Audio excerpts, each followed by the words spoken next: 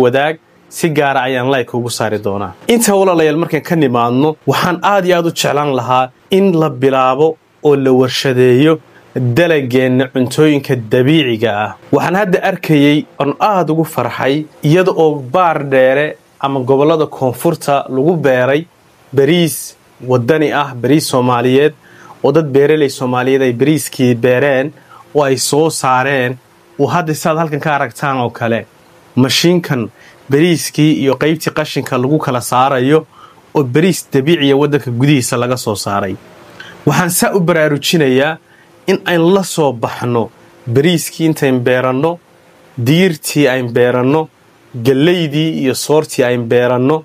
lawskii aan la soo baxno, waxyaalo maxoogii aan la soo baxno, waxyaalo badan oo cuntooyin wadani ah waxay inoo keenayaan marka mashiinkan packaging oo kale ay ku bacayno gobolada kala duwan la geeyo in dadku ay helaan cunto wadanka gudihiisa lagu soo saaray oo aan laga shakiyeyn. Waxaan in badan hadda isbuucan 3 jeer wax ku dhow aan arkay ganacsato Soomaaliyeed oo la maxkamadeynayo wadamada bariga Afrika wadan kamida oo loo haysto raashin quality-giisu hooseeyo oo tayo ahaan liita bariis tayadiisu ay aad u hooseyso lagu xiray oo lagu maxkamadeynayo. Waxaan sidoo kale dhowr bilood ka hor arkayay raashin nin Soomaaliya soo galiyay wadamada bariga Afrika mid kamida oo la yiri maado kansar dhalin karta ayaa ku sareysa oo xaddigii laga rabay ay aad uga sareysa oo suuqa dib looga ururinayo. Marka walaalayaal si aynu uga maaranno bariisyadan marna la leeyahay waa caag marka la karinayo,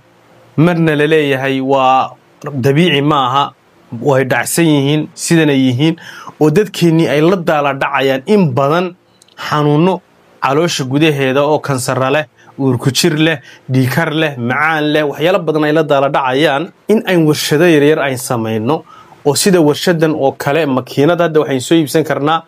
makiinadaha raashinka shiida oo galeydii, haruurkii, digirtii, lawskii waxyaalihii oo dhan isku shiidaya.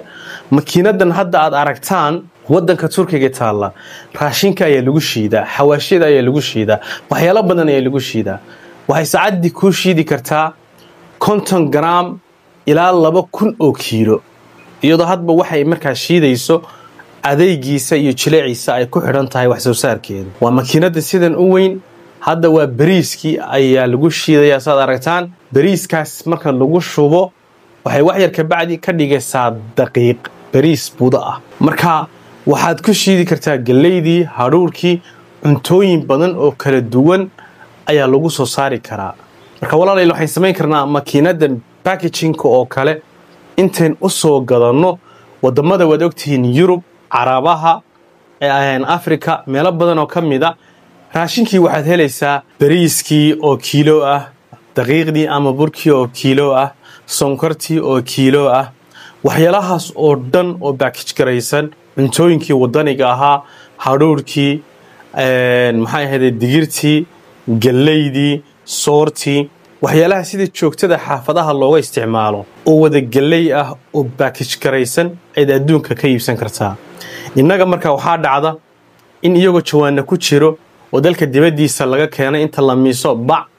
lagu xiro oo jilicsan lagu xiro. Marka raashinka la miisayo xataa tayadiisa ma hubno. Marka in yacni raashin wadani ah oo la soo saaray oo u badan noocyada baarka leh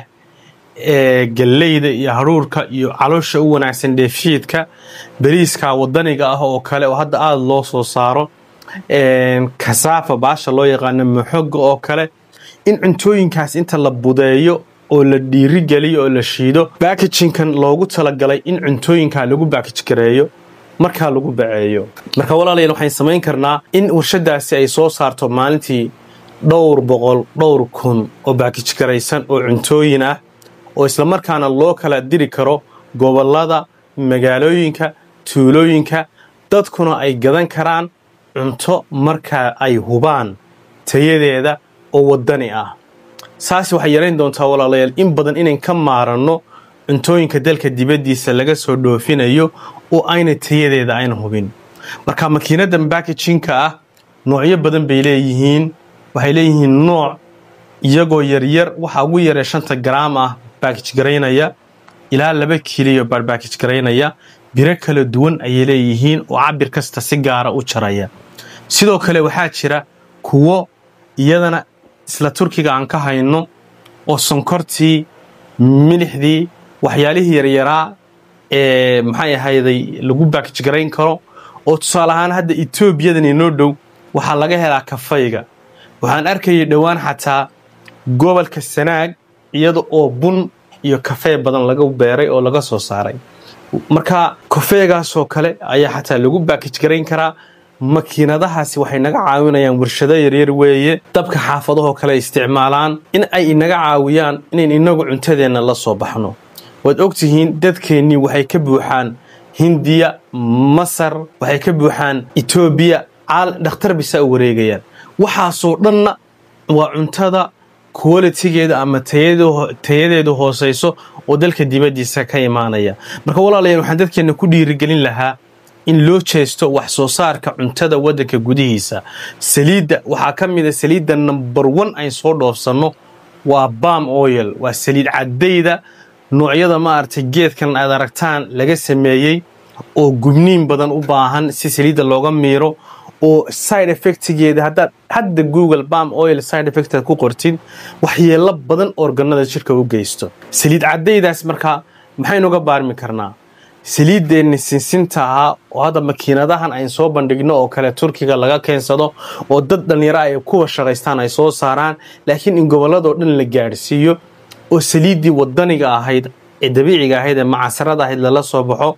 haday meheradaha waaweyn oo kale saliid caday u baahan yihiin sawirkan aad aragtaan waa seed sunflower ama gabaldayaha geedka sunflower-ka loo yaqaano waa 1 kiilo wax ku dhow baan filayaa waana $2 Kenya laga soo heli karaa gabaldayuhu ku daafadaheenu ka baxaa laakiin seedkiisa qorraxda baasha ku dhex jira waxa laga miiri karaa saliid sunflower ayaa laga miiri karaa marka saliidda ay inagu intaasoo hektar oo sunflower ay beerno oo saliid caday wadani ah oo dad Soomaaliyeed ay soo saareen oo la hubo oo nadiif ah in la soo baxno raashinka in package gareysano beeraha hadda bariiska soo saaray hal la maal galiyo hal la xoojiyo waxyaalahaas oo dhan caanaha in maartay beero waaweyn oo xoolaha caanaha lagu xireeyo in la sameeyo caana booraha in ka maarano marka cuntooyin la hubo oo wadani ah oo loo kala inay gadano waxay dadka ka caawinaysaa inay dhaqaale inoo baajiso dalka dibadiisa u baxayay in cuntooyinka aan tayadeeda la hubin ee dalka dibadiisa ka imaanaya la yareeyo in wax soo saar